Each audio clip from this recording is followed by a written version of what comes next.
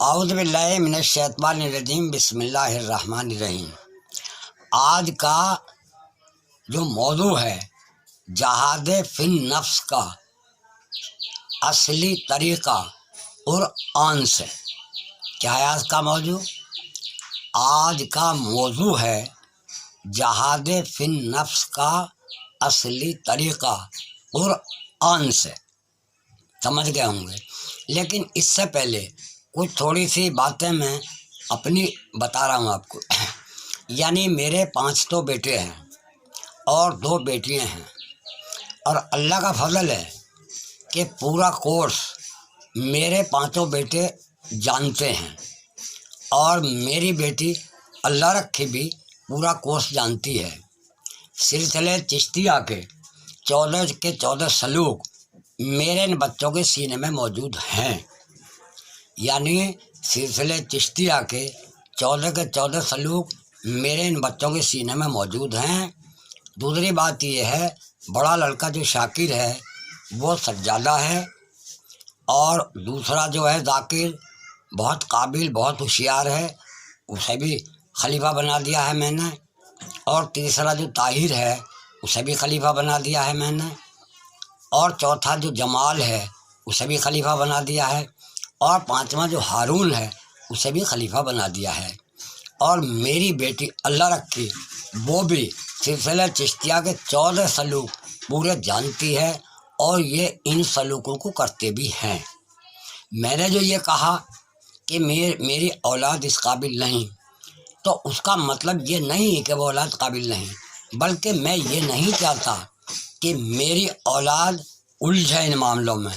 میں تو چاہتا ہوں جیسے قرآن پاک میں اللہ کا حکم ہے، جیسے رسول اللہ کی تعلیم ہے، نیک نیتی سے چاہے مزدوری کرو، چاہے محنت کرو، چاہے خاص طریقے کی تجارت کرو، جائز طریقے سے کھاؤ اور کماؤ۔ ایسا نہ ہو کہ تم پیر بن کے بیٹھ جاؤ اور تمہارے اندر بھی وہ بات ہو جائے، یعنی میری اولاد کے اندر بھی وہ بات ہو جائے کہ حب جا آ جائے کہ سب ہمیں بڑا سمجھیں، اور وہ طرح طرح سے جیسے آج لوگ پیری مریدی کی لائن چلا کے کما رہے ہیں، اور جیسے لوگ اپنی اولاد کو سامنے لا رہے ہیں، میں نہیں چاہتا۔ کہ میرا مطلب جو ہے وہ یہ ہے کہ میں نے جو کہا کہ بھائی میرے بچے اس قابل نہیں ہیں، اچھا جو میں نے خلیفہ بنائے ان کو تو ابھی پوری تعلیم بھی نہیں ہے، یعنی جن کا میں نے نام لیا، جنہیں میں نے خلیفہ بتائے، ان میں نے کسی کو چیک کرا، جسے بتایا تو بھول گیا، کسی کو چیک کرا تو اسے اپنے دنیا داری اور پیری مردی کرنے سے فرصت نہیں ہے، اور کچھ ہے جو سیکھ رہے ہیں۔ میں نے جو یہ کہا کہ جو بھی میں نے سلسلے چشتیہ کے ذکر شغل کے طریقے آپ کو بتائے، تو میں نے کہا بھائی یہاں تک تو میری کیسٹی کافی آپ کے لیے۔ بھائی جیسے پاسن فاز بتایا، مراقبہ بتایا، نصیرہ بتایا، محمودہ بتایا، شغل کلی بتایا، شغل میت بتایا، یہیں تک تو بتایا، اور ماحول جہاد بھی بتانے کو باقی ہے۔ ابھی تو مشاہدہ، معائنہ اور بہت باتیں باقی ہیں جو میں نے ابھی علاوہ اپنی اولاد کے نہیں بتائے۔ اچھا اس کی وجہ یہ تھی کہ میری اولاد میں وہ صلاحیت اللہ نے دی ہے کہ وہ جو راز الہی ہیں میں انہیں بتاؤں اور وہ سمجھتے ہیں۔ قصہ مختصر، میں نہیں چاہتا کہ میری اولاد اس چکر میں پڑے کہ وہ پیر بنے اور پیر بن کے دنیا کو ٹھگیں اور حب جا ان کے اندر آ جا۔ تو بھائی میرے کہنا مطلب یہ ہے کہ میرا اولاد سے کہنا یہ ہے کہ بھیا چاہے محنت کرو، چاہے مزدوری کرو، پاک کمائی کھاؤ، اور اگر کوئی بری عادت کوئی سے میں ہو تو اس سے لڑو۔ اللہ کا فرمان انہیں سنا دیا کہ انسان کے لیے کچھ بھی نہیں ہے، اگر ہے تو اس کی کوشش ہے۔ تو میں آپ کو یہ بتانا چاہتا ہوں، یہ خلیفہ تو میں نے اس لیے بنا دیے اور لکھ کے بھی دے دیا کہ یہ میری طرح وہ جو میرے خلیفہ آنا کل کو کہنے لگے آؤ پہلے ہم سے ٹریننگ لو اور ہم تمہیں خلیفہ بنائیں گے، اور پھر اپنا رتبہ میری اولاد سے بڑا بتانے لگے۔ اس لیے میں نے یہ انتظام کرا، کیونکہ یہ بات میرے سامنے آ گئی تھی۔ میرے وہ خلیفہ جن کا اعلان میں نے خود ہی کیا، میرے بابا نے ایک آدمی کو خلیفہ بنایا تھا، ہوتے تفریح خان رجوانے والے، بڑے خلیفہ. اس کے بعد جتنے بھی خلیفہ بنائے میں نے بنائے، اور جتنے خلیفہ بنائے وہ سب میرے سامنے تال ٹھوک کے آ گئے. کوئی ورث کرنے لگا، کوئی مرید کرنے لگا. میرا تو معاملہ ہی بھول گئے، اور بھی ان کا پتہ نہیں یہ جو نئے خلیفہ یہ کیا کریں گے. تو آج کا جو موضوع ہے وہ ہے جہاد فی النفس کا اصلی طریقہ قرآن سے حدیث سے. کیا ہے جہاد فی النفس کا اصلی طریقہ قرآن سے اور حدیث سے. اس لیے پہلے میں آپ کو یہ بتانا چاہتا ہوں کہ جس بات کے لیے میں تمہیں یہاں بلا رہا ہوں وہ بات تو میری اولاد ہی جانتی ہے. اللہ نے انہیں وہ صلاحیت دی ہے کہ وہ راز و نیاز کو سمجھ سکیں، اور میری تو بیٹی ایسی ہے کہ پورا سلوک طریقت جانتی ہے. اللہ رکھی. خیر اس بات کو یہاں ختم کرو. اب میں آپ کو یہ بتانا چاہتا ہوں کہ جہاد فی النفس کا طریقہ قرآن حدیث سے. تو سنو.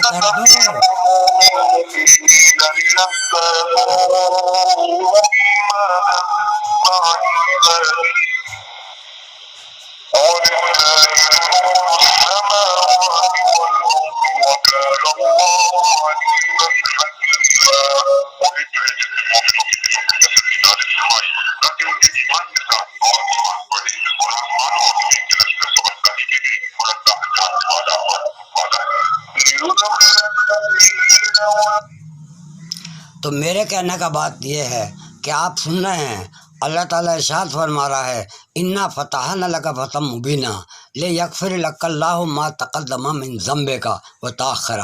تو یہ ان لوگوں کے لیے فرما رہا ہے جو رسول اللہ کے ہاتھ پہ بیعت فی النفس کر رہے ہیں اور انہی کی اگلی پچھلی خطائیں معاف ہو رہی ہیں. اس کی دلیل میں تمہیں کل کیسٹ میں سنا چکا ہوں بھائی. اس کی دلیل میں کیسٹ میں تمہیں سنا چکا ہوں. اب آگے سنیے. اب اس میں اللہ تعالیٰ ارشاد فرماتا ہے کہ مسلمانوں کے دلوں میں، یعنی ان لوگوں کے دلوں میں جو آپ سے بیعت فی النفس کرا، ان کے دل میں تحمل پیدا ہوا. دوسری بشارت اس میں یہ ہو رہی ہے کہ اللہ تعالیٰ انہیں ایسی جنت میں داخل کرے گا جن کے نیچے نہریں جاتی ہوں گی. تبارہ اللہ تعالیٰ فرماتا ہے، اب سنیے، ان لوگوں کا ذکر آئے گا جنہوں نے اس وقت اللہ رسول پہ سوء ظنی کی تھی. اور آپ سنیے.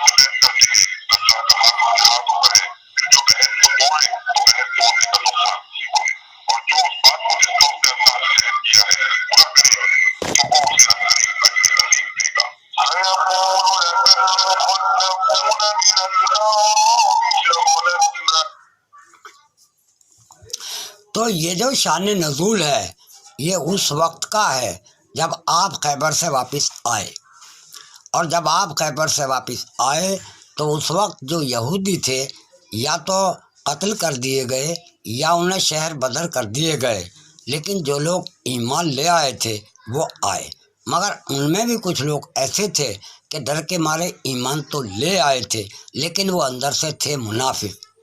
جب یہ آیتیں نازل ہوئیں اس میں اللہ تعالیٰ کا ارشاد ہوا انا فتحنا لک فتحا مبینا، یعنی اے محمد صلی اللہ علیہ وسلم جو لوگ بیعت ہو رہے ہیں ہم شیطان کے اوپر انہیں کھلی ہوئی فتح دے رہے ہیں، اور فتح بھی ایسی صاف دے رہے ہیں کہ ان کے وہ بھی گناہ جو انہوں نے زندگی بھر کیے وہ بھی معاف، اور جو کرتے رہے ہیں وہ بھی معاف۔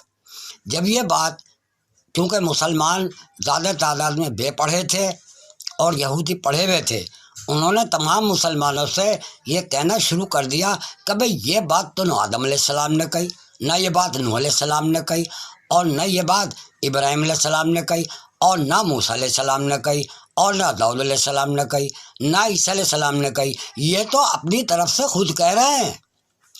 تو مسلمان بیکائے میں آ گئے اور کوئی بھی بیعت ہونے کو نہ گیا، صرف 12 آدمی بیعت ہوئے، اور ان 12 میں 4 آدمی رسول اللہ کے گھر کے تھے، علی، فاطمہ، حسن، حسین، اور 8 آدمی ابوبکر صدیق رضی اللہ عنہ، عمر فاروق اعظم، حضرت عثمان غنی، طلحہ، زبیر، عبد الرحمن بن عوف وغیرہ وغیرہ، یہ 8 آدمی باہر کے تھے، اور ان 12 آدمیوں کو انہی کی زندگی میں جنت کی بشارت بھی دے دی گئی۔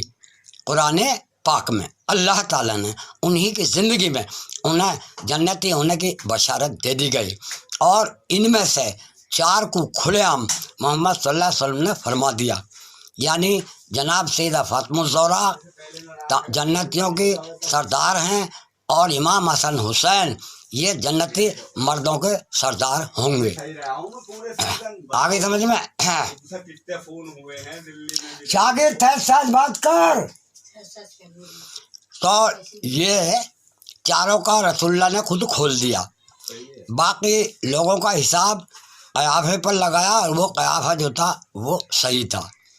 اب اس میں اب جب اللہ تعالیٰ، اب آپ نے سنا ارشاد باری ہو رہا ہے کہ جن لوگوں نے اللہ رسول کے ساتھ سوء ظنی کی، یعنی یہ کہ یہ بات اپنی طرف سے کہہ رہے ہیں، تو اللہ تعالیٰ آپ کو صاف قرآن میں سنا رہا ہے کہ اللہ تعالیٰ ان سے ایسا ناراض ہوگا کہ انہیں ہمیشہ ہمیشہ کے لیے دوزخ میں ڈال دے گا، اور ان پر رحم نہیں کیا جائے گا۔ آپ نے سن لیا۔ پھر اگلی آیتوں میں یہ کہا ہے نبی ہم نے تمہیں خوشخبری دینے والا ڈرانے والا کر کے بھیجا۔ پھر اگلی آیتوں میں یہ کہا کہ مسلمانوں تم اللہ پر ایمان لاؤ، رسول پر ایمان لاؤ، محمد صلی اللہ علیہ وسلم کی تعظیم کرو، اور ان کی محمد صلی اللہ علیہ وسلم کی تعظیم کرو اور انہیں یاد کرو صبح شام. تمہارے علماء کرام نے اللہ کا نام لے دیا. وہ میں نے کل تمہیں بتایا تھا کہ سورج نکلتے ٹائم 20 منٹ اور سورج نکلنے سے پہلے 20 منٹ، یعنی صبح اور شام. اللہ تعالیٰ ہی نہیں چاہتا کہ آپ کی مشرکوں میں مشابت ہو، اس لیے مسجدوں میں اعلان ہوتا ہے، صبح کو آپ سنتے ہیں، تو وہ وقت بھی آپ کا عبادت سے خالی نہ جانے دیا.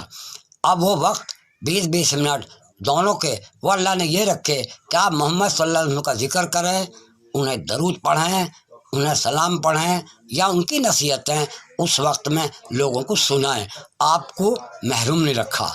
لیکن جن لوگوں کو محمد صلی اللہ علیہ وسلم سے قدورت تھی اور ان کی آل سے قدورت تھی اور ان کے اصحاب سے قدورت تھی، انہیں بعد میں موقع مل گیا اور انہوں نے طرح طرح سے جڑیں کاٹی اور ہم سارے مسلمانوں نے مل کے انہی کا ساتھ دیا. کس کا؟ جو محمد صلی اللہ علیہ وسلم کے اور ان کی آل کے اور ان کے اصحاب کے مخالف تھے. آپ کی سمجھ میں آ گیا ہوگا. پھر اگلی آیت میں اللہ تعالیٰ نے صاف کھول دیا ان الذین یبایعونک کا، یعنی جو لوگ آپ کے ہاتھ پہ بیعت ہو رہے ہیں، انما یبایعون اللہ، وہ تو اللہ کے ہاتھ پہ بیعت ہو رہے ہیں، ید اللہ فوق ایدیہم، اور آپ کے ہاتھوں پر ہاتھ اللہ کا ہے. اور پھر بیعت کے جو عہد کیا ہے اسے توڑے گا، اس کا بوال اسے پڑے گا، اور جو اسے پورا کرے گا وہ اجر عظیم ہوگا. قاعدہ یہ ہے، آپ نے پڑھا لا الہ الا اللہ محمد رسول اللہ، آپ داخل اسلام ہو گئے. آپ نے کچھ بھی کیا، آپ کا اسلام نہیں ٹوٹا. لیکن آپ نے اگر یہ کہہ دیا کہ میں اللہ رسول کو نہیں مانتا تو آپ اسلام سے خارج ہو گئے. اسی قاعدے سے جس کے ہاتھ پہ آپ بیعت ہوئے، آپ نے کچھ بھی کیا، آپ کی مریدی نہیں ٹوٹی. اگر آپ نے ایک بار بھی کہہ دیا میں اس اپنا پیر نہیں مانتا تو مریدی ٹوٹ گئی. اس کے لیے اللہ تعالیٰ کا ارشاد ہو رہا ہے کہ بیعت میں جو عہد کیا ہے، جو اس عہد پر قائم رہے گا تو اللہ اسے اجر عظیم دے گا، اور جو اس بیعت کو توڑے گا کہ قرآن میں اللہ فرما رہا وہ اپنی جان پہ بوال آپ دے گا. تو لوگوں یا تو کسی کے بیعت مت ہو، اگر بیعت ہو گئے ہو تو بیعت مت توڑو. آپ کے لیے راستہ کھلا ہوا ہے. آپ کسی سے بھی طالب ہو سکتے ہیں، اپنے پیر سے اجازت لے کے اور تعلیم لے سکتے ہیں. یہ میرے کہنے کا مطلب تھا. آپ سنیے جہاد فی النفس کا اصلی طریقہ، یعنی جہاد فی النفس کے معنی ہیں. اللہ تعالیٰ قرآن پاک میں ارشاد فرماتا ہے نفس ما سواہا، یعنی ڈال دی نفسوں میں برائی اور بھلائی. ارے بھائی وہ جو برائی بھلائی ڈالی گئی وہ تمہارے امتحان کے لیے ڈالی گئی، وہ تمہاری جہد و جہد کرنے کے لیے ڈالی گئی، وہ جہاد کرنے کے لیے ڈالی گئی. جہاد فی النفس کا مطلب ہے نفسانی خواہشات سے لڑنا، یہاں تک لڑنا کہ انہیں بالکل ختم کر دینا، یہ مطلب ہے. تو اس کے لیے اب جب اس کے لیے لوگوں نے طریقے رکھے ہیں، تزکیے نفس کراتے ہیں، تصفیے قلب کراتے ہیں. یہ بات تو نہیں ہے. اب سنیے دوسری بات. اب بہت سے لوگ ہیں، سب کو نہیں کہہ رہا میں، بہت سے لوگ ہیں جو کتابی پیر بن گئے ہیں. بزرگوں کی کتابوں میں لکھا اور دیکھ لیا. اس میں کیا ہے؟ وہ بیان کرتے ہیں کہ 10 لطائف ہیں، 10 لطائف ہیں. 10 میں 5 لطائف تو اس دنیا فانی کے ہیں اور 5 لطائف عالم امر کے ہیں، یعنی آخرت کے. وہ 5 لطائف کیا ہیں؟ آگ، ہوا، مٹی، پانی اور نفس. ان کا تعلق اسی دنیا سے ہے. اور وہ جو 5 رہے ان کا تعلق جو ہے وہ عالم امر سے ہے. ان میں ایک قلب ہے، نمبر 2 پہ روح ہے، نمبر 3 پہ اس روح میں بھید ہے، نمبر 4 اس میں اللہ ہے. یہ طریقہ رسول مقبول صلی اللہ علیہ وسلم نے بتایا ہے. تو اب اس میں 5 تو یہ ہو گئے، آگ، ہوا، مٹی، پانی اور نفس. ان کا تعلق اس دنیا فانی سے رہا. اور 5 جو ہیں وہ اعلی امر سے تعلق رکھتے ہیں، جن میں آپ کا قلب ہے، آپ کی روح ہے، روح کے اندر بھید ہے، پھر خفی ہے اور پھر اخفا ہے. مطلب یعنی آپ کا قلب ہے اور آپ کی روح ہے، روح کے اندر بھید ہے، پھر اس میں خفی ہے، پھر اخفا ہے. تو اب سنیے دوسری بات. کچھ لوگ سنی سنائی باتوں میں مقام انا کا ذکر کرتے ہیں، مگر وہ جانتے بھی نہیں کہ انا کسے کہتے ہیں. کہتے بھائی انا کا مقام دماغ. ہاں بھائی صحیح ہے، لیکن سنو، انا کا مقام واقعی آپ کا دماغ ہے. اگر آپ کا دماغ ہے تو آپ یہ سمجھ رہے ہیں میں ہوں. انا کے معنی میں. اس دماغ سے آپ یہ محسوس کرتے ہیں کہ میں ہوں. لیکن جیسے سلوک طریقت پاسن فاس سے شروع ہوتا ہے، ماحول جہات پر ختم ہوتا اور پھر آخر میں پاسن فاس ہے، ایسے ہی مقام انا یہاں سے شروع ہوتا ہے اور آخر میں انا پہ ختم ہوتا ہے. انا پہ ختم ہونے کا مطلب کیا ہے؟ دیکھو اس وقت اس دماغ ہی سے ہمیں معلوم ہے کہ ہم ہیں. دماغ نہ ہو تو ہم تو حیوان بھی نہیں ہیں، ہم تو مٹی ہیں. تو اس دماغ سے ہم محسوس کرتے ہیں سب میں ہوں میں ہوں میں ہوں میں ہوں. اب کیا فرق ہے؟ ہم یہ محسوس کرتے ہیں اس وقت کہ میں بھی ہوں اور بھی ہیں. خوب غور سے سن لو. ہم سب اس ٹائم مقام انا میں ہے اور ہم سب یہ محسوس کرتے ہیں کہ میں ہوں، مگر ہم ساتھ میں یہ سوچتے ہیں میں بھی ہوں اور بھی ہیں. لیکن مقام انا کا جو آخری مقام ہے وہ یہ ہے کہ میں ہی میں ہوں اور کوئی نہیں ہے. میں ہوں اور نہ کوئی. میں ہوں تو کو ملے نہ ڈھوئی. اول میں ہوں آخر میں ہوں، دائیں بائیں ہر طرف میں ہوں. آگے میں مطلب یہ ہے اول میں ہوں آخر میں ہوں ظاہر میں ہوں باطن میں ہوں. تو بھائی جب آپ کو مقام انا وہ مل جائے گا تو آپ کی نگاہت ایک آپ ہی رہ جائیں گے، آپ کے علاوہ کوئی بھی نہیں رہے گا. آپ کہیں گے انی انا اللہ، میں ہی اللہ ہوں. جب آپ کو مقام انا مل جائے گا تو آپ کیا کہیں گے؟ انی انا اللہ، ارے میں ہی اللہ ہوں. جیسے منصور نے کہا انا الحق، جیسے خواجہ بادت بستامی رحمۃ اللہ علیہ کے منہ سے نکلا غلبہ حال میں کیا نکلا؟ انا سبحانی اعظم شانی، میں پاک ہوں اور اونچی ہے میری شان. تو بڑھ گئے سب سے آگے، اللہ سے بھی آگے گئے. یعنی انا سبحانی اعظم شانی یہ ان کا حال تھا. جب وہ حال سے لوٹے تو مریدوں نے کہا کہ حضور آپ یہ فرما رہے تھے انا سبحانی میں پاک ہوں، اعظم شانی اونچی ہے میری شان. کہا وہ غلبہ حال تھا، میں کافر ہو گیا تھا اور اب میں پھر سے کلمہ پڑھتا ہوں اور مسلمان ہوتا ہوں اور کہتا ہوں اشہد ان لا الہ الا اللہ و اشہد ان محمدً عبدہ رسولہ. ایسے ہی جب انسان اللہ کی راہ میں یعنی جہاد فی النفس کے لیے سب سے پہلا جو طریقہ رکھا ہے وہ پاسن فاس کا رکھا ہے، پھر مراقبے کا رکھا ہے، پھر نصیرہ کا رکھا ہے، پھر محمودہ کا رکھا ہے، پھر شغل کلی ہے، پھر شغل معیت ہے، پھر ماحول جہاد ہے، پھر معائنہ ہے، مراقبہ ہے، مشاہدہ ہے. یہ بہت ساری منزلیں ہیں جن میں سے میں نے تمہیں کچھ کر کے بتایا اور کہا کچھ کے لیے آنا پڑے گا. جس بات کے لیے آپ کو آنا پڑے گا ارے وہ تو میری ساری اولاد جانتی ہے، ان کا ظرف ایسا ہے وہ سمجھتے ہیں. دیکھیے آپ کو بتاتا ہوں، اللہ ہی کا حکم ہے، رسول اللہ کا ہی حکم ہے کہ آپ سے جو آدمی بیعت ہو رہا ہے یہ حکم شیر خدا کے لیے، کم سے کم یہ تو دیکھ لو کہ وہ آپ کو حقیقت میں سچ مان بھی رہا ہے یا نہیں. اس کے لیے امتحان لیا جاتا ہے اور امتحان لینے کے لیے الٹی باتیں کہی جاتی ہیں. اگر وہ حقیقت میں مان رہا ہے تو وہ کہتا ہے جو کچھ کہہ رہے ہیں وہ صحیح ہے. تو یہ سلسلہ قرآن سے بتا رہا ہوں، یہ سلسلہ انبیاء مرسلین سے چلا. جو شریعت اللہ تعالیٰ نے آدم علیہ السلام کو دی تھی یعنی بہن بھائی کا آپس میں نکاح، لیکن جب دوسرا نبی آیا تو جب وہ یہ کہے گا بھائی بہن بھائی کا نکاح حرام ہے تو جو آدمی اس پہ ایمان نہیں لانا وہ کہے گا یار یہ نبی ہو ہی نہیں سکتا، آدم نے تو بہن بھائی کا نکاح رکھا ہے. تو اللہ تعالیٰ خود ہی آنے والے نبی سے کہہ رہا ہے کہ تو وہ مت کہہ، اس کا الٹا کہہ، کم سے کم تو یہ دیکھ لے یہ تجھے نبی مان بھی رہے ہیں یا نہیں. تو جنہیں ایمان لانا تھا وہ نوح علیہ السلام پہ ایمان لائے اور جنہیں لانا نہیں تھا انہوں نے کہا یہ تو آدم کے خلاف کہہ رہے. اب یہ سلسلہ ابراہیم خلیل اللہ تک آ گیا. تو ابراہیم خلیل اللہ سے یہ کہا کہ بھائی یہ تو دیکھو کہ جو تم پہ ایمان لایا ہے وہ تمہیں مان بھی رہا ہے یا نہیں. تو اللہ نے الٹا کہلوایا. الٹا کیا کہلوایا؟ 4 نکاح کر سکتے ہیں آپ، اور جو بھی قانون بتائے. سننے والوں نے کہا یار یہ تو بات بالکل نوح علیہ السلام کے خلاف ہے، یہ تو نبی ہو ہی نہیں سکتا. لیکن جو آدمی آپ پر ایمان لا چکا تھا اس نے آپ کی باتوں میں آمنا صدقنا کہا. کیا کرا؟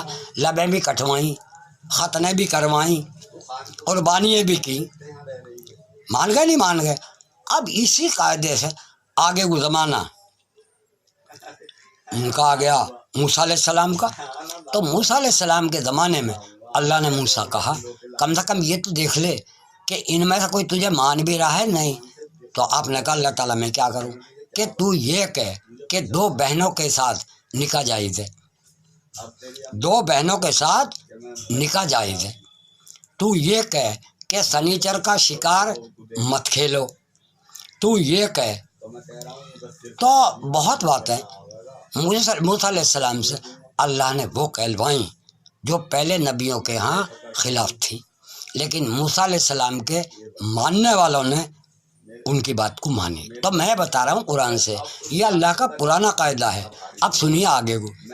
مطلب جو بات موسیٰ علیہ السلام توریت شریف میں جائز کر چکے تھے، پھر اللہ نے داؤد علیہ السلام اور پیغمبر داؤد بن سلیمان علیہ السلام کو پیغمبر بنایا اور ان سے یہ کہا آپ یہ تو دیکھ لیں کہ لوگ یہ جو یہودی ہیں جن کے اوپر تم بادشاہ ہو، جن کے اوپر تمہیں ہم نے نبی بنایا ہے، یہ تمہیں مان بھی رہے ہیں یا نہیں.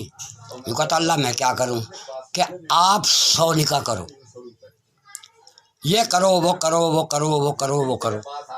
جب آپ نے 100 نکاحوں کی بات بھائی خود کی ہے اور داؤد علیہ السلام نے بھی کی ہے، تو جو یہودی آپ پر ایمان نہیں لائے تھے انہوں نے کہا بھائی ہم نہیں ماننے گے، یہ تو خلاف کر رہا ہے.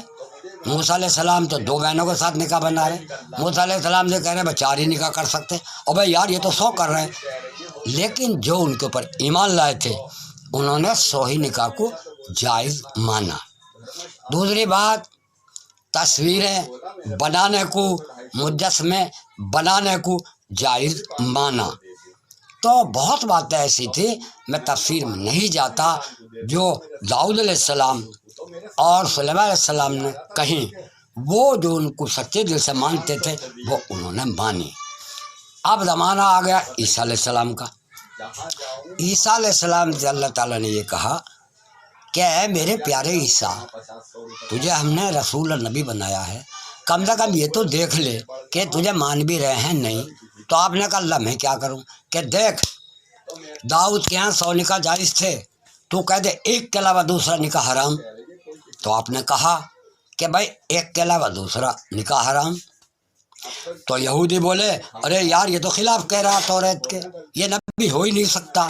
لیکن جو آپ پہ ایمان لائے 30-35 آدمی، انہوں نے ہر وہ بات مانی جو عیسیٰ علیہ السلام نے ان کو بتائی. اب آ گیا ہمارے سرکار کا زمانہ. تو سرکار سے بھی اللہ تعالیٰ نے کہا اے محمد صلی اللہ علیہ وسلم، کم سے کم یہ لوگ جو آپ کا کلمہ پڑھ گئے، آپ کے اوپر ایمان لا رہے ہیں، کم سے کم یہ تو دیکھ لو کہ یہ واقعی میں تمہیں نبی مان بھی چکے ہیں. ان میں بہت سے آدمی تم ایسے پاؤ گے کہ کلمہ بھی پڑھتے ہیں، نبی بھی مانتے، لیکن مانتے نہیں ہیں. تو پھر کہا اللہ تعالیٰ میں کیسے کروں؟ تو پہلا حکم اللہ کا یہ آیا اے محمد صلی اللہ علیہ وسلم، تم بھی مسجد اقصیٰ کی طرف نماز پڑھتے تھے، داؤد علیہ السلام بھی، اور سلیمان علیہ السلام نے ادھر مسجد اقصیٰ بنائی تھی جسے یروشلم کہتے ہیں. عیسیٰ بھی ادھر ہی کو نماز پڑھتے تھے، سب ادھر ہی کو نماز پڑھتے تھے. ذرا تم دیکھو تو صحیح کہ یہ لوگ اگر تمہیں مانتے ہوں گے تو آپ جس چیز کو بھی قبلہ بنا لیں گے اسی کو لوٹ جائیں گے. تو آپ اس وقت نماز میں کھڑے ہوئے تھے، نماز میں کھڑے ہوئے تھے. اللہ تعالیٰ کا ارشاد ہو رہا ہے اے محمد صلی اللہ علیہ وسلم، تم جو آنکھ اٹھا اٹھا کر دیکھ رہے ہو میں سمجھ رہا ہوں، اس لیے میں حکم دیتا ہوں تم خانہ کعبہ کوئی اپنے قبلہ بنا لو. تو آپ نماز پڑھتے میں لوٹ گئے. تو اس وقت آپ کے پیچھے وہ بھی تھے جو مسلمان تھے، وہ بھی عیسائی تھے، جو آپ پہ ایمان لائے تھے، اور وہ بھی یہودی تھے جو آپ پہ ایمان لائے تھے۔ کسی کے کعبے سے پھر جانا، معمولی بات سمجھ رہے ہو؟ اگر کوئی تمہارا مسلمانوں کا رخ کعبے سے پھروا دے کتنا برا سمجھیں گے، لیکن اللہ کے حکم سے وہ یہودی جو اس وقت آپ پہ ایمان لے آئے تھے، وہ عیسائی جو آپ پہ ایمان لے آئے تھے اور نماز میں شامل تھے، جب آپ نے اپنا رخ خانہ کعبے کی طرف کرا جہاں 360 بت تھے، سب کے سب ادھر ہی کو ہو گئے، تو آپ کو یقین ہو گیا کہ حقیقت میں یہ میرے ماننے والے ہیں۔ پھر رسول اللہ کو حکم ہوا کہ عیسیٰ کی شریعت میں ایک نکاح کے بعد دوسرا حکم نکاح حرام ہے، اے محمد آزماؤ انہیں اور کہو آپ 4 نکاح کر سکتے ہیں۔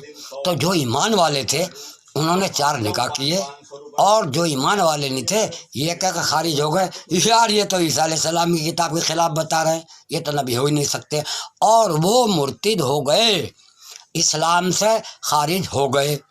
پھر آپ نے کہا کہ بھائی ختنہ کراؤ، بھائی میرے خاندان میں تو ہم ابراہیمی میں ہیں، ہمارے خاندان میں تو رسم ہے ختنہ کرانے کی، ہمارے خاندان میں تو رسم ہے قربانی کرنے کی، ہمارے خاندان میں تو رسم ہے سال ختم ہو رہی ہے یعنی دکانہ پڑھنے کی، اور ہمارے تو خاندان میں رسم ہے لبیں کٹوانے کی، ہمارے خاندان میں تو رسم ہے داڑھی رکھانے کی۔ تو جو لوگ ایمان والے تھے وہ محمد صلی اللہ علیہ وسلم پہ ایمان پہ قائم رہے، اور جنہیں بہانہ مل گیا وہ مسلمان ہونے کے بعد بھی مرتد ہو گئے۔ اب سوال آ گیا سجدے کا۔ جب سے دنیا بنی جس کسی قوم نے سجدہ کیا، جس نبی نے سجدہ کیا، باقاعدہ دام سے زمین میں اور لیٹ کا سجدہ ہوتا تھا، یعنی دھڑ اونچا کر کے کوئی نبی سجدہ نہیں کر سکتا تھا، اور نہ کسی نبی کی امت کرتی تھی، اور نہ کسی نبی، اور جتنے مذہب والے لوگ ہیں وہ لیٹ کر ہی سجدہ کرتے ہیں چاہے الٹے لٹک جا۔ لیکن محمد صلی اللہ علیہ وسلم کو حکم دیا گیا کہ آپ سجدے میں دھڑ اوپر اٹھائیں۔ تو جو ایمان والے تھے انہوں نے نماز میں اپنا دھڑ اوپر اٹھایا، اور جنہیں خارج ہونا تھا یہ کہہ کے خارج ہو گئے، ارے یار یہ تو گندی چیزوں کے اوپر کرا رہے ہیں، اور وہ لوگ کلمہ پڑھنے کے بعد بھی رسول اللہ سے مرتد ہو گئے، یعنی دین اسلام سے پھر گئے۔ تو اسی قاعدے سے جب یہ سلسلہ اللہ نے آگے بڑھایا اور شیر خدا کو یہ تعلیم دی، تو شیر خدا کو سب سے پہلی بات یہی بتائی کہ اے علی کم سے کم کسی بھی طریقے سے یہ دیکھو کہ یہ آدمی واقعی آپ کو اللہ کا ولی مان بھی گیا یا نہیں مان گیا۔ اب یہ باتیں راز کی ہیں، یہ تم سے نہیں کہوں گا۔ جب پیر آزمانے پاتے ہیں تو مرید سے کہنی انکہنی ساری باتیں کہتے ہیں یہ آزمانے کے لیے کہ یہ مان گیا نہیں مان گیا۔ جب پیر کسی مرید سے شرع کے خلاف کوئی بات کہتا ہے وہ کھل کے سامنے آ جاتا ہے، اور پیر سے کہتا ہے تو پیر نہیں تو شیطان ہے، اور وہ پھر جاتا ہے، اور جب وہ پھر جاتا ہے تو اسے راز الہی بتانے کا اہل نہیں سمجھا جاتا، اور اسے اللہ کے راز اور اسرار نہیں بتائے جاتے، اور یہ بات جب سے لے کے ابھی تک رائج ہے، یعنی یہ بات سلسلے بسلسلے اولیاء اللہ میں آج بھی آ رہی ہے۔ خواجہ صاحب نے بھی اپنے مریدوں کو آزمایا، نظام الدین اولیاء نے بھی اپنے خاص مریدوں کو، جو پکا نکلا اسے خلیفہ اعظم بنا کے آگے بڑھا دیا۔ میرا خیال یہ ہے کہ مجھے زیادہ سمجھانے کی ضرورت نہیں ہے، آپ کی سمجھ میں آ گیا ہوگا۔ اب میں نے کہا تھا کہ نفس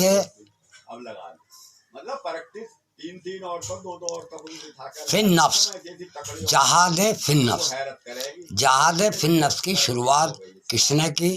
محمد رسول مقبول صلی اللہ علیہ وسلم نے، اور جہاد فی النفس کے طور طریقے کس نے بتائے؟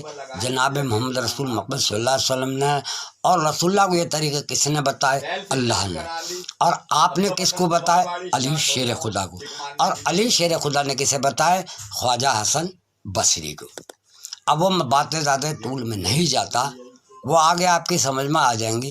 مجھے تو بتانا یہ تھا کہ محمد صلی اللہ علیہ وسلم کے ہاں جہاد فی النفس کرنے کا کیا طریقہ ہے۔ ماشاءاللہ اللہ کے فضل سے سینے بسینے جیسے محمد صلی اللہ علیہ وسلم نے بتایا تھا ایسے ہی علی سے خواجہ حسن بصری اور ان سے غوث پاک اور ان سے خواجہ صاحب اور ان سے سلسلے سید حافظ محمد علی خیر آبادی جو خلیفہ اور ان سے میرے دادا پیر حضرت میں اور ان سے میرے والد شاہ ولی عبد الغنی ولی رحمۃ اللہ علیہ اور شاہ میں صدیقی انہیں معلوم تھا اور مجھے وہ طریقے سینے بسینے پہنچے۔ اب جب آپ لوگ میرے پاس آئیں گے تو میں بھی آپ کو یہ دیکھوں گا کیا آپ مجھے سچے دل سے مانتے بھی ہیں یا نہیں۔ اللہ اللہ خیر صلی اللہ۔ اور قرآن پاک میں جہاد فی النفس کے طریقے ہیں۔ اللہ تعالیٰ پہلا طریقہ آپ کو بتاتا ہے، ہم نے اب سے پہلے جو امت آئی تھی ان پہ روزے فرض کیے تاکہ تم بھی متقی بن جاؤ۔ اب روزے رکھنے کا طریقہ موسیٰ کے ہاں اور طرح کا تھا۔ اللہ تعالیٰ نے قرآن پاک میں محمد صلی اللہ علیہ وسلم کو طریقہ روزے کا اور طرح سے بتایا۔ یہودیہ کے ہاں تورات شریف میں ہے، جب آپ نے شام کو روزہ افطار لیا اور تو آپ اب کچھ بھی نہیں کھائیں گے روزہ افطارنے کے بعد اس وقت تک جب تک روزے کے افطار کا ٹائم نہ آئے۔ تو اللہ نے فرمایا آپ سحری تک کھا سکتے ہیں، کچھ بھی کام کر سکتے ہیں، اپنی بیویوں سے واسطہ بھی رکھ سکتے ہیں، اور نہا دھو کے بے صوم غد نویت من شہر رمضان روزے کی نیت باندھ لیتے ہیں۔ اس بات کو یہودیوں نے برا سمجھا، ہندو بھی برا سمجھتے ہیں، عیسائی برا سمجھتے ہیں، لیکن ہم ایمان والے سحری کھاتے ہیں اور روزہ رکھتے ہیں۔ تو طریقہ تو بدل دیا مگر ایمان والوں نے وہ بات مانی۔ یہ جہاد فی النفس کا پہلا طریقہ تھا۔ اور مجھے ٹائم ملے گا تو قرآن پاک کی آیتیں پڑھ کے ترجمے سنا کے جہاد فی النفس میں جو طریقے سکھائے جاتے ہیں اللہ کے قرآن پاک کی آیتوں سے سنا دوں گا اور رسول اللہ کی حدیثوں سے سنا دوں گا۔ اور یہ تصدیق آپ دو آدمیوں سے کرتے رہنا، جن میں ایک محمد علی مرزا ہیں، انہوں نے بڑی محنت کری ہے حدیثوں میں اور وہ جانتے ہیں، وہ تمہیں بتا دیں گے کہ رؤوف نے جو کچھ کہا وہ سچ کہا۔ دوسرے آپ ڈاکٹر اسرار الحق کی کیسٹیں دیکھنا، ان کیسٹوں میں بھی اصلی حدیثوں کا بیان کیا ہے انہوں نے۔ میں یہ نہیں کہتا، بھائی دیکھو سنو، قرآن پاک کی آیتیں جب میں نے قرآن پاک کی آیتیں اکٹھی کری، صفحے نمبر، رکوع نمبر، آیت نمبر لکھے رکھے ہیں میرے پاس، مگر آج ایسا محتاج ہو گیا آنکھوں سے کہ بھئیے میں تو دیکھ بھی نہیں سکتا۔ بھائی میں اتنا مجبور ہو گیا کہ میں تو دیکھ بھی نہیں سکتا، اس لیے جو آیتیں مجھے یاد ہے میں پڑھ کے سنا دیتا ہوں، کسی کو یقین آ رہا تو ٹھیک ہے، نہیں تو بھائی مولوی سے پوچھ لو۔ تو بھیا اب دوسری کیسٹ بھروں گا میں۔ اب میں بتا رہا ہوں، میں ناچیز عبدالرؤف بن عبدالغنی ولی بن نیاز بیگم، سجادہ نشین، امرپور، ضلع بلند شہر، اتر پردیش، بھارت۔ میرے پاس پتے دونوں ہیں، اس کا بھی فون نمبر ہے جس پہ میں کیسٹیں سنا رہا ہوں۔ اس کا فون نمبر میں اس لیے نہیں دیتا ہوں کہ جب میں آپ کی محبت میں کوئی اپنی جو علم مجھے ہے میں اس علم کو آپ کو بانٹ رہا ہوتا ہوں تو چاہے جس کا فون آ جا تو ڈسٹرب ہوتے ہیں، یا جب میں اسے لوڈ کراتا ہوں تو اس ٹائم اس کا فون آتا تو اس میں کمی ہو جاتی ہے۔ تو اس لیے میرا جو نجی فون ہے سادہ جس میں ورک شاپ وغیرہ نہیں ہے اسی کے فون نمبر دیتا ہوں، اور وہ فون نمبر کیا ہے؟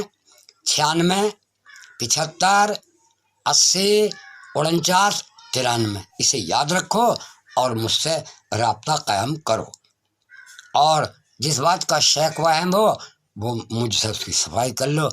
اللہ کا لاکھ شکر ہے، ہزاروں فون آتے ہیں اور لوگ تعریفیں بھی کرتے ہیں، کچھ ناراض بھی ہوتے ہیں، مجھے اس سے لینا دینا نہیں ہے۔ تو میں نے بتا دیا کہ میرے 5 بیٹے اور 2 بیٹیاں ہیں، میں نے سارے ذکر شغل کے طریقے انہیں سکھا رکھے ہیں اور آگے کو انہیں وہ باتیں بھی بتا رکھی ہیں جو آپ جب ان سے ملیں گے تب وہ بتا سکتے ہیں۔ لیکن میں نے انہیں اس جھگڑے سے یوں بچایا کہ لوگ پیر بن جاتے ہیں، حب جہاد جاتی ہے، طرح طرح کی مکاریاں لگتے ہیں، تعویذ لکھیں گے، یہ کریں گے، وہ کریں گے، طرح طرح کے ڈھونگ کرتے ہیں۔ تو میں چاہتا ہوں میری اولاد ان ڈھونگوں میں نہ پڑے، اور میری اولاد سے اگر کوئی ملے تو اصلی اللہ کا چاہنے والا کے ملے۔ تو جتنے میں نے خلیفہ بنائے ہیں ان خلیفاؤں کو تو میں نے وہاں تک بتایا بھی نہیں ہے جہاں تک میری اولاد جانتی ہے، جہاں تک میری بیٹی جانتی ہے، اللہ رکھی۔ مگر اس کا مطلب یہ نہیں ہے کہ میں ان کا تمہارے سامنے ایڈورٹائز کر رہا ہوں۔ خلیفہ ہیں چاروں کو چاروں، سجاد ہے ایک شاکر۔ مگر میرا کہنا یہ ہے بھیا کھاؤ، محنت کر کے کھاؤ، جائز تک کھاؤ۔ میں یہ نہیں کہہ رہا کہ میری اولاد پارسا ہے، ارے بھائی اگر میری بات مانیں گے تو فائدہ اٹھائیں گے، مگر میں نہیں چاہتا کہ آج کل کے پیر یہ بنے پانچوں۔ اس لیے میں نے کہہ دیا کہ بھیا میری اولاد اس قابل نہیں ہے کہ وہ فریب کرے، وہ مکاری کرے۔ میری اولاد تو سیدھی سادھی ہے، جیسی اندر سے ایسی باہر سے۔ وہ ما علینا الا البلاغ۔ السلام علیکم۔